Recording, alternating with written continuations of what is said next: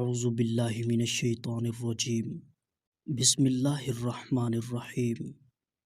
تمام دیکھنے اور سننے والوں کو السلام علیکم۔ بصرہ میں حضرت رابعہ بصری رحمۃ اللہ علیہ کے حسن و جمال کی دھوم مچی ہوئی تھی، مگر جوانی کے شب و روز انہوں نے یاد الہی میں گزار دیے۔ آپ رحمۃ اللہ علیہ کے چہرے پر پاکیزگی کا ایک ایسا نقاب تھا کہ دیکھنے والوں کی نگاہیں خود بخود جھک جاتی۔ اسی زمانے میں ایک نوجوان نے انہیں رات کے وقت ایک قبرستان میں چاند کی طرح دمکتے دیکھا۔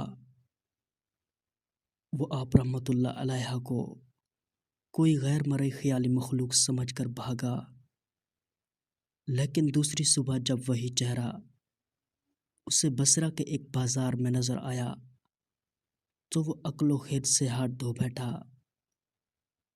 اور رات دن اسی کے تصور میں رہنے لگا۔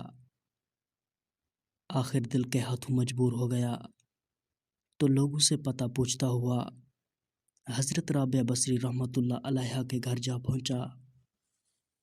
حضرت رابعہ بصری رحمۃ اللہ علیہ فرمایا کرتی تھیں، دل کے دروازے ہمیشہ کھلے رکھا کرو، معلوم نہیں محبوب کس وقت دستک دے دے، مگر گھر کے دروازے بند ہوں یا کھولے ہوئے ان کی دانست میں برابر تھے۔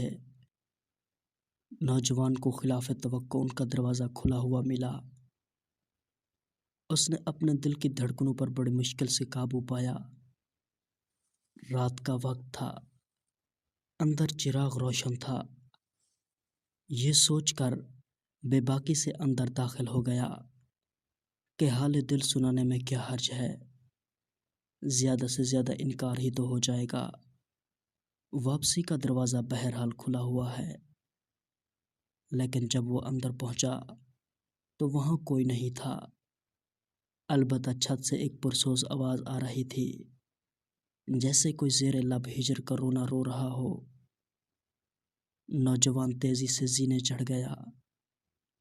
حضرت رابعہ بصری رحمۃ اللہ علیہ عشاء کی نماز سے فارغ ہو کر ثنا خوانی کر رہی تھی۔ پروردگار، سارے ستارے روشن ہو گئے، لوگ سب سو گئے، بادشاہوں نے دروازے بند کر لیے، ہر محبوب اپنے محبوب سے محو راز و نیاز ہے، اور میں تیرے سامنے کھڑی ہوں۔ نوجوان پر سکتہ طاری ہو گیا۔ اسی اثناء میں حضرت رابعہ بصری رحمۃ اللہ علیہ نے پلٹ کر اسے ایسی نظروں سے دیکھا کہ اس کی زبان گونگ ہو گئی۔ حضرت رابعہ بصری رحمۃ اللہ علیہ نے اس کے قریب آ کر پوچھا، کیا تم مجھ سے شادی کی درخواست کرنے آئے ہو؟ نوجوان نے لرزتے ہوئے ہاتھ سے اپنی زبان کی طرف اشارہ کیا کہ وہ بول نہیں سکتا۔ حضرت رابعہ بصری رحمۃ اللہ علیہ نے فرمایا، اس سے پہلے کہ زبان کی طرح تیرا دل بھی چپ ہو جائے، تو جس راستے سے آیا ہے اسی راستے سے لوٹ جا۔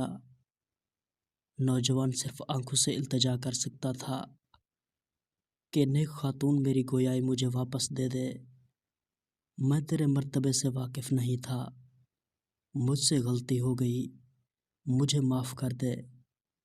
لا علمی ہمیشہ قابل معافی ہوتی ہے۔ اس کے خاموش آنسوں کے جواب میں حضرت رابعہ بصری رحمۃ اللہ علیہ نے فرمایا، نوجوان، تو نے اگر مجھ سے کوئی زیادتی کی ہوتی تو میں تجھے یقیناً معاف کر دیتی۔ میں نے خود کو بہت پہلے اللہ کے حوالے کر دیا ہے، اب یہ معاملہ تیرے اور اللہ کے درمیان ہے، معافی مانگنی ہی ہے تو اس سے صدقے دل سے توبہ کرنے کا ارادہ کرو، تو شاید توبہ کی خاطر تیری زبان کھول جائے۔ یہ فرما کر وہ نماز کے لیے کھڑی ہو گئی۔ نوجوان بھی بے اختیار سجدے میں گر پڑا اور رو رہا تھا۔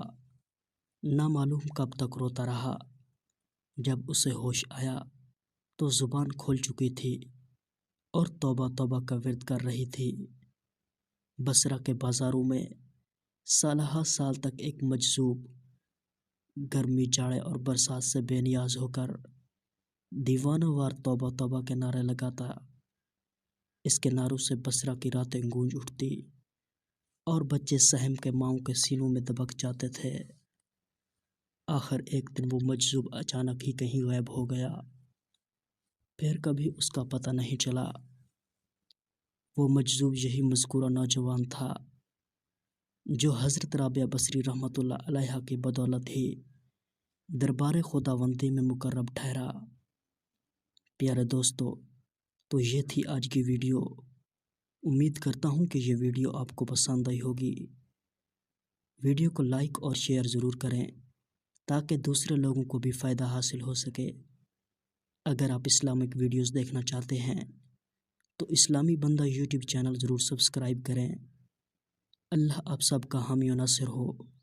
دعاؤں میں ضرور یاد رکھیے گا۔ اللہ حافظ۔